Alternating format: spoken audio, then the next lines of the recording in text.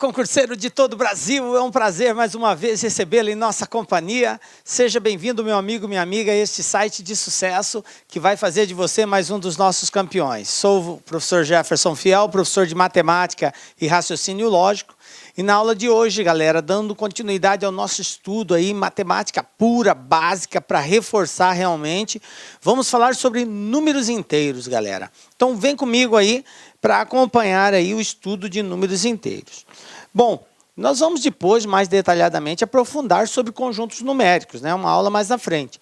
Mas hoje nós vamos falar especificamente sobre números inteiros.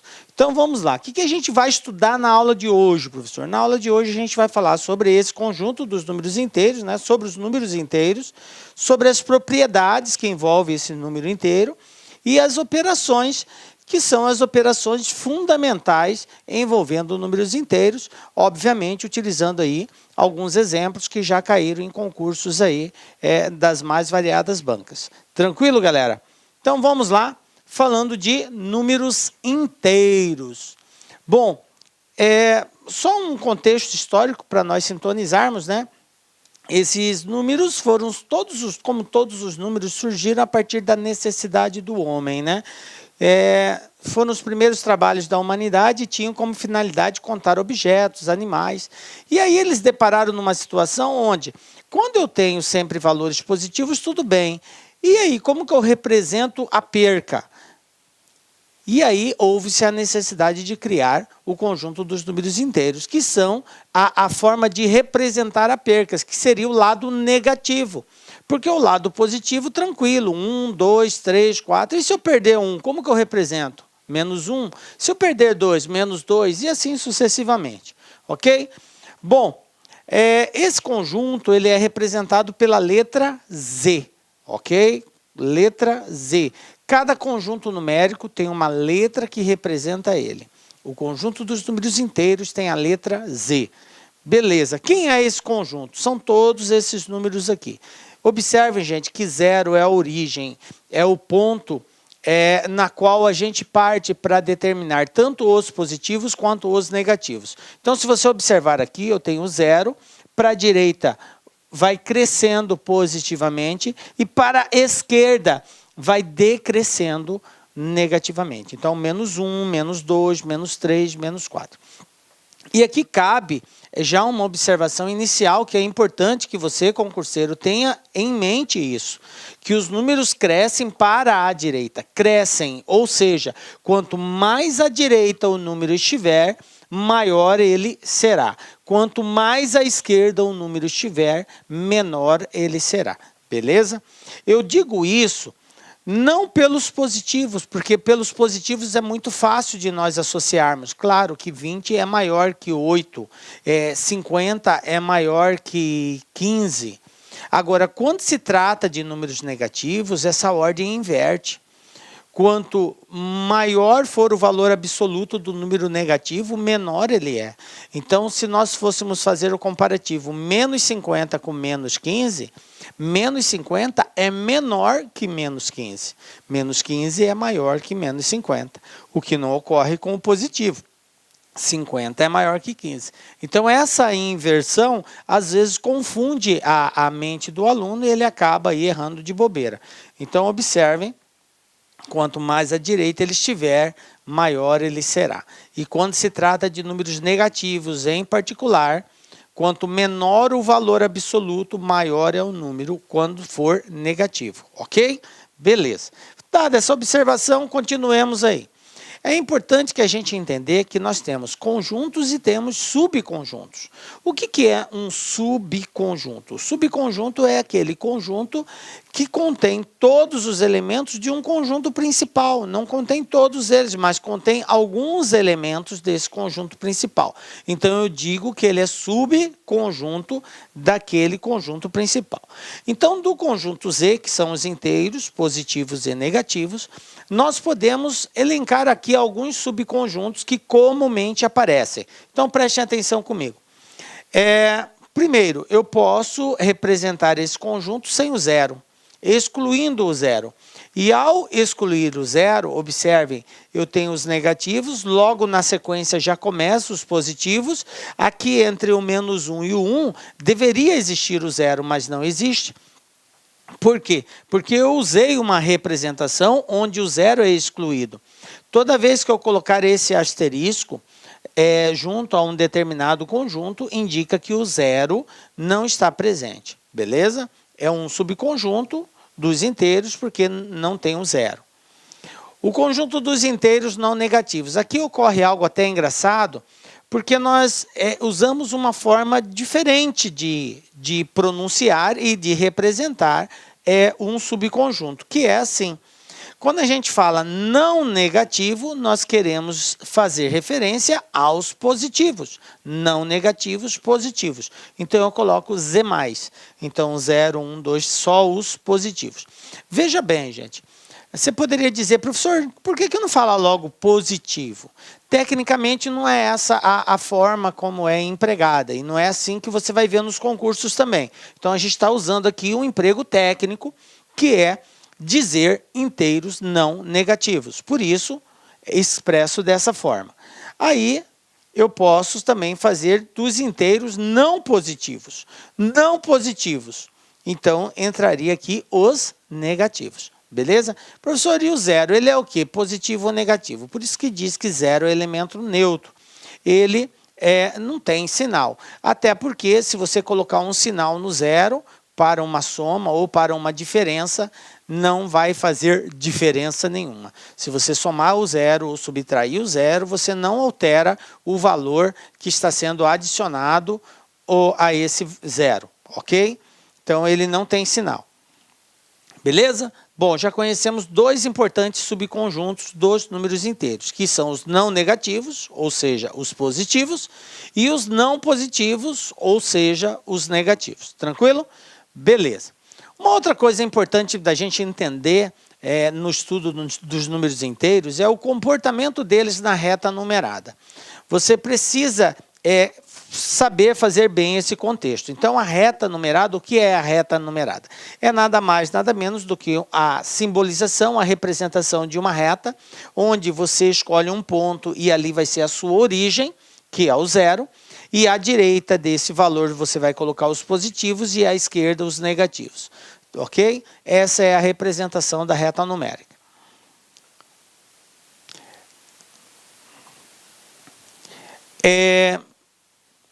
Uma coisa importante da gente entender aqui na reta numérica é o conceito de sucessor e antecessor. Observe que qualquer elemento que você escolher na reta numérica, você sempre vai encontrar um que vem antes e outro que vem depois. Por isso a palavra antecessor e sucessor. Antecessor que vem antes, sucessor que vem depois. E é importante a gente compreender bem esse contexto, porque podemos incorrer numa questão que use a palavra antecessor ou sucessor, tá? Então, exemplos aqui, ó. 2 antecessor de 3, 3 é sucessor de 2, vem depois. Menos 5 é antecessor de menos 4, vem antes. Menos 4 é sucessor de menos 5. O 0 é antecessor de 1. E 1 é o sucessor de 0. Ok? Beleza? Entendido a palavra antecessor e sucessor? Tranquilo. Todo número inteiro, exceto o zero, possui um elemento denominado simétrico ou oposto. Uma outra linguagem matemática que é importante nós entendermos. Às vezes aparece simétrico, às vezes aparece a palavra oposto. E o que é esse simétrico ou oposto? É um valor, é um número de mesmo valor absoluto, porém com sinal trocado, ok? Quem é o simétrico de 5? Vai ser outro valor que tenha como valor absoluto um outro número cujo valor absoluto é 5 também, porém o sinal vai ser contrário. Se aqui é mais 5, o simétrico dele é menos 5. Se aqui é menos 8, o simétrico dele é mais 8, ok? Então, simétrico ou oposto é um número de mesmo valor absoluto, porém com sinal trocado. Tranquilo? Beleza, né, gente? Olha só. Oposto de 2 é menos 2. Oposto de menos 7 é mais 7. Oposto ou simétrico. Guardem bem essa palavra técnica. O enunciado pode fazer referência tanto à palavra oposto quanto à palavra simétrico. Beleza? Bom, vamos ver agora as operações que envolvem os números inteiros. Nós vamos trabalhar nessa aula basicamente com as operações fundamentais: adição, subtração, multiplicação e divisão. Tranquilo? Bom, comecemos então falando da adição, gente. Adição. Adição de números inteiros. Bom, o que é adicionar números inteiros, né, gente? Eu tenho 2 ou mais valores, posso ter mais valores, no mínimo eu terei que ter 2, né? Então, é uma operação onde eu agrego um valor ao outro para ter um resultado final aí. Então, é uma operação que permite a um par de números determinar um outro número, que é chamado de soma. Então, eu tenho aqui dois valores, o 12 e o 7, e eu vou adicionar esses dois valores. Ou seja, eu vou somar o 12 com o 7. E eu obtive como resposta o 19. Agora é óbvio, você sabe fazer isso aqui com tranquilidade, mas uma coisa importante, que nós precisamos conhecer o nome que se dá a cada elemento e a posição que ele ocupa nessa soma. Por que, professor, é importante isso? Porque tem bancas que trabalham o nome posicional, onde aquele elemento que está presente naquela soma está situado, ele recebe um nome. E às vezes a banca pode fazer referência a esse nome, ok? Então, numa soma, quais são os nomes que eu tenho? Qualquer elemento que está aqui sendo adicionado é chamado de parcela, ok? Então, eu tenho parcelas. A parcela é só 2, professor? Não, pode ser 3, pode ser 4, pode ser 5, 6, 7, 1000. Não existe limite para a quantidade de parcelas, tá? Então, são todos os valores que estão sendo adicionados. Eles são chamados de parcelas. Nesse exemplo que eu dei, eu tenho 2 valores, eu tenho 2 parcelas aqui, ok? E aí, eu tenho o resultado dessa soma, né? Que é o 19, que é chamado exatamente de soma, tá? Soma. Alguns falam só resultado, mas tecnicamente é soma, que é o resultado da adição dessas parcelas. Beleza? Bom, então 12 e 7 são chamados de parcelas e o 19 é chamado de soma. Tranquilo? Beleza, galera. Propriedades da adição. Isso aqui é outra coisa importante. Dependendo do concurso que você for fazer, é algo que pode ser cobrado. Como que é cobrado isso, professor? Às vezes, a banca cobra como verdadeiro ou falso. Então, ela dá uma série de afirmativas e pede para você dizer qual dessas afirmativas é verdadeira, qual não é. E, para isso, obviamente, você precisa conhecer as propriedades, se acaso a banca fizer referência a isso. Então, nós temos aqui o seguinte. Primeira propriedade, propriedade comutativa. O que é a propriedade comutativa, gente? A ordem das parcelas não altera a soma. Basicamente é isso. Numa operação de adição, podemos trocar a ordem das parcelas, que a soma não se altera. Então, se eu tenho, exemplo, 11 mais 12, 23, tranquilo? E se eu somar 12 mais 11, 23 também. Então, observem que alterando a ordem, eu não altero o resultado final. Então, guardem, propriedade comutativa, a ordem das parcelas não altera a soma. Beleza. Segunda propriedade, propriedade associativa. O que diz essa propriedade associativa? Diz o seguinte, numa adição de 3 ou mais parcelas, tá? 3 ou mais, pode ser mais de 3, eu posso fazer as somas individualizadas, eu posso agrupar de 2, se eu tiver 3 valores, eu somo os 2 primeiros e o resultado eu somo com o terceiro, ou eu somo os 2 últimos e o resultado eu somo com o primeiro. Então, observe que eu fiz subgrupos. Eu peguei aquelas parcelas e fui fazendo passo por passo. Pode ser feito isso? Pode. Olha só, eu somei aqui a primeira e a segunda, 9 mais 12, dá 21. Aí depois esse resultado eu somei com 7. 21 mais 7, 28. Tranquilo? Beleza. E se eu associasse de forma diferente? Ao invés de somar o 9 com o 12 primeiro, eu somasse o 12 com 7. Iria mudar alguma coisa? Não.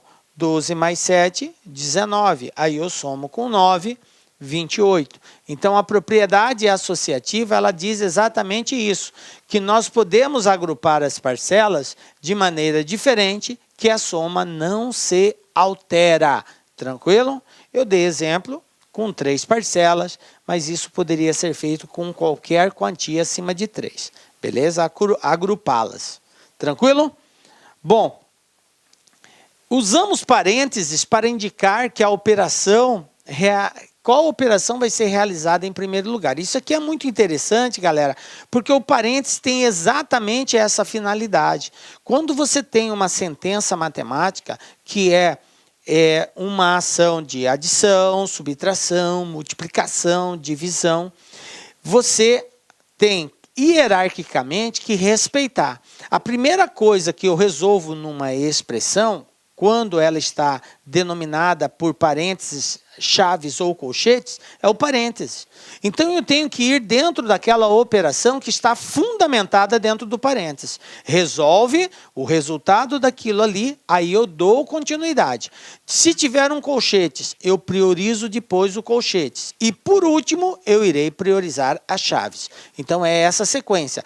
Parênteses, colchetes e, por último, chaves. Tranquilo? Então, não se esqueçam desse detalhe. Outra propriedade, elemento neutro. Professor, elemento neutro, o que é o elemento neutro? O elemento neutro é o nome que se dá àquele algarismo que não vai fazer a diferença. Por isso que fala elemento neutro. Ele não vai alterar nem para mais e nem para menos. Na adição, o elemento neutro da adição é o zero. Observem que não basta você só saber o que é elemento neutro, mas conhecer o elemento neutro da respectiva operação matemática. Então, quando se trata de adição, o elemento neutro é o zero. Zero para a adição. Então, qualquer valor somado com zero não se altera. 0 mais 10, 10. 12 mais 0, 12. Tranquilo? Então, a soma de duas parcelas é igual a uma delas se a outra for zero. Belezinha? Outra propriedade, gente. Elemento oposto. Bom, nós já demos o conceito do que é um elemento oposto ou, me ajudem aí, muito bem, simétrico. Oposto ou simétrico. Recordando, o que é um elemento oposto ou simétrico? É um valor, é um número pelo qual mantém-se o mesmo valor absoluto, porém com um sinal contrário, trocado. Se um é positivo, o outro é negativo. Se um é negativo, o outro é positivo. Beleza. Bom, então no elemento oposto, quando eu adiciono elementos opostos, eu vou ter sempre como resposta o zero. Por que eu vou ter o zero? Porque eu tenho 7, e aí eu somo com menos 7, 7 tira 7 é zero. Se eu tenho 12 e eu tiro menos 12, né, somo com menos 12, né, eu vou também obter como resultado o zero. Tranquilo? Então, na adição de números opostos, eu vou sempre ter como resposta o zero. Sempre como resultado o zero. Por isso que nós costumamos falar que a subtração é uma soma.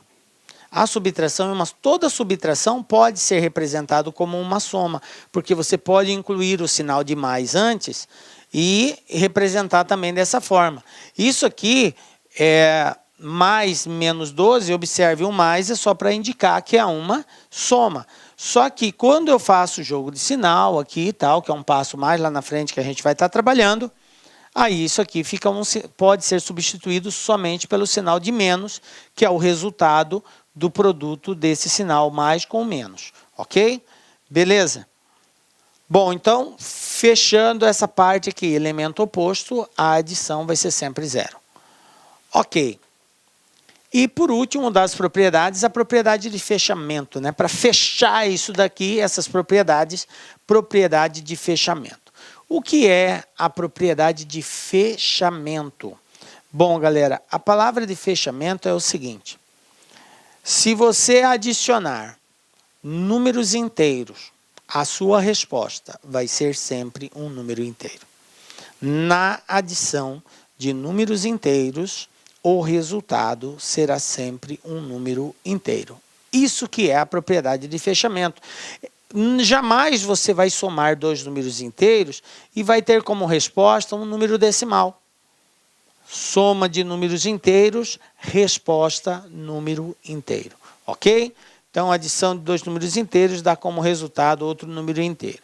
Observe 9 e 7, dois números inteiros, 16, número inteiro.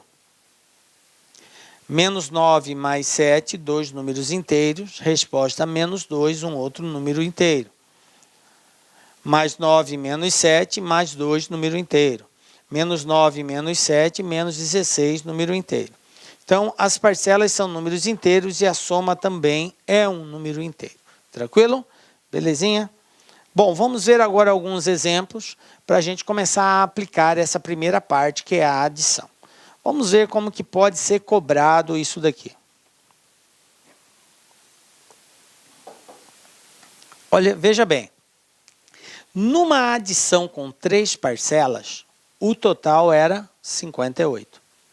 Somando-se 13 a primeira parcela, 21 a segunda, e subtraindo-se 10 da terceira, qual será o novo total? Aí eu tenho aqui as alternativas de resposta. O aluno, quando vê uma questão dessa, ele, a princípio, já fica meio bugado, né? Mas peraí, como que eu vou somar 13 a primeira, 21 a segunda, se eu não sei qual é a primeira, qual é a segunda e muito menos qual é a terceira? O exercício não nos deu isso. De fato, não deu. Mas aí você precisa compreender o contexto. O exercício não quer saber o valor das parcelas. Ele quer saber qual é o resultado final. Qual vai ser o novo valor. É somente isso que você tem que dizer. Então, nós não precisamos partir das parcelas. Nós podemos partir do resultado final, que eu conheço, que é o 58. Eu não sei qual é o valor de cada uma dessas 3 parcelas, mas eu sei que a soma delas é 58. Se eu sei que é 58, então o que vai acontecer? Se eu somar 13 à primeira parcela, eu não vou estar somando 13 ao resultado final? Sim. Mais 13. Se eu estiver somando 21 à segunda parcela, eu não estou somando 21 ao resultado final? Sim. Se eu subtrair 10 da terceira parcela, não é a mesma coisa que eu tirar 10 do resultado final? Menos 10. Pronto. Agora é só fazer essa continha aqui. Então, eu tenho aqui, ó, fazendo por etapa, ó, 58 mais 13. 71. 71 mais 21 menos 10. 71 mais 21. 92. 92 menos 10, 82. Resposta, letra D. Então, observe que eu cheguei no resultado final sem ter a necessidade de encontrar cada uma das parcelas, mas simplesmente com a compreensão de que qualquer valor adicionado a uma parcela, esse valor vai ser adicionado ao valor final. Qualquer valor retirado de uma parcela, ele é retirado do resultado final. Então, eu simplesmente trabalhei com o resultado final. E aí ficou fácil de nós encontrarmos. Tranquilo? Belezinha? Matou a charada aí? Galera, os exercícios que envolvem as operações com números inteiros são probleminhas assim, geralmente são simples, mas que requer só um pouquinho de interpretação básica, você consegue matar aí. Bom, vamos falar de outra operação agora, a subtração. Falamos da adição, agora vamos falar da subtração. O que é subtrair, gente? O que quer dizer isso? Primeiro, entender que a subtração é uma operação inversa da adição. Então, agora, ao invés de adicionar, de colocar mais, eu vou retirar, eu vou subtrair, certo? Então, a subtração é a inversa da adição. Beleza. Eu tenho dois valores, 10 e 6, e eu quero subtrair esses valores, ou seja, retirar de um o que está indicado no outro, certo? Então, eu tenho 10 e 6, e aí eu estou representando 10 menos 6, que eu vou ter como resultado 4. Então, observem como que eu tenho que fazer a leitura. Eu tenho 10, estou retirando 6 e estou tendo como resultado 4, beleza? Assim como na adição, cada elemento, dependendo da posição que ele ocupa, recebe um nome específico. E aqui é muito importante você compreender esse contexto. Associar o nome à posição que o elemento ocupa. Porque isso é muito comum e já caiu em várias bancas e em concursos, exatamente fazendo referência ao nome posicional. Aquele elemento está na posição tal, então ele é chamado assim. E aí, só a partir daí você consegue resolver o problema. Ok? Então, preste muita atenção aqui agora. Eu tenho aqui o 10. Esse cara é chamado de minuendo. Então, a posição que ele ocupa, que é chamado de minuendo. Qual é essa posição? É o número que eu tenho de referência. É o número ao qual eu vou extrair uma certa quantidade. É o número indicado para que eu faça uma extração, uma subtração dele. Ok. Depois eu tenho o 6. O 6 é chamado de subtraindo, certo? Quem é o subtraindo? É o valor que vai ser subtraído. É o valor que indica quanto eu tenho que retirar do minuendo, ok? O minuendo é o valor referência. É o valor ao qual vai ser extraído uma certa quantia. Subtraindo é a quantia que vai ser extraída, que vai ser retirada. Tranquilo? Então, minuendo, subtraindo. E aí, eu tenho o resto, né, ou diferença, ok? Que é o resultado final aqui. Depois de pegar o minuendo e extrair o subtraindo, o que eu obtenho é a diferença, resto ou diferença. Beleza? Então, minuendo, subtraindo, diferença. Não esqueçam disso, tá? 10 é o minuendo, 6 o subtraindo e 4 diferença ou resto. Beleza? Bom, uma observação aqui, numa subtração, a soma do subtraindo com o resto é sempre igual ao minuendo. Vocês lembram lá no ensino fundamental, quando vocês estudaram isso pela primeira vez? Isso aqui era chamado de tirar a prova. Lembram lá? A tiazinha falava, olha, façam a diferença, mas tirem a prova. O que é tirar a prova? É fazer a verificação se aquele cálculo está ou não correto. Então, na subtração, a forma de tirar a prova é exatamente essa observação que eu coloquei aqui. O subtraindo com o resto tem que ser igual ao minuendo, a adição deles. Então, se eu tenho aqui 12 menos 4 é 8, então meu minuendo é o 12, meu subtraindo é o 4 e o 8 é o resto ou diferença. Então, observem. Se eu pegar o meu subtraindo e somar mais o resto, tem que dar o minuendo. Certo? Subtraindo mais resto igual ao minuendo. Então, 8 mais 4 igual a 12. Esse é o tirar a prova. Então, chega lá para a tia e fala, ó tia, acertei. Por quê? Porque 8 mais 4 são 12. Tranquilo? Tá? Mas o que eu quero aqui é mostrar para você como faz essa conta? Não, gente. Não é isso. Eu quero que você associe exatamente, primeiro, a nomenclatura posicional. O nome que se dá dependendo da posição que o número ocupa, que ele pode ser minuendo, ou pode ser subtraindo, ou pode ser resto. E a outra, que você conclua exatamente esse ato de tirar a prova, que a soma do subtraindo com o resto vai dar sempre o minuendo. Por que, professor, o senhor insiste nisso? Porque, meu caro jovem, a banca ela pode explorar no exercício as mais variadas formas. Ela pode dar um problema para você num contexto onde que você saiba o subtraindo e o resto e ele queira saber qual é o minuendo. E aí você fica lá, e agora? Como que eu vou descobrir? Ah, você sabe que somando o subtraindo com o resto, você tem um minuendo. Beleza? Então é nesse sentido, porque a banca ela procura verificar a sua compreensão.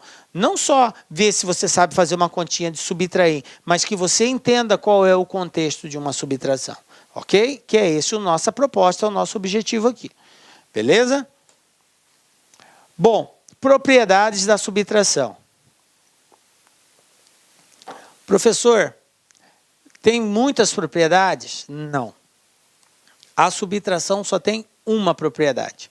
Ela não é como a adição, que tem propriedade comutativa, associativa, distributiva, de fechamento, de elemento neutro. Não tem. Ela só tem uma propriedade, que é a propriedade de fechamento. Tá? Qual é a propriedade de fechamento? É a mesma lá da adição. A diferença entre dois números inteiros resulta sempre em um número inteiro. Única propriedade que é presente aqui. Pegando um valor inteiro, subtraindo de outro inteiro, a resposta será um número inteiro. Beleza? Então, exemplo aqui, ó. 7 tira 3, 4. Inteiro, inteiro, inteiro. Subtraindo inteiro, minuendo inteiro, resto ou diferença inteiro. Beleza?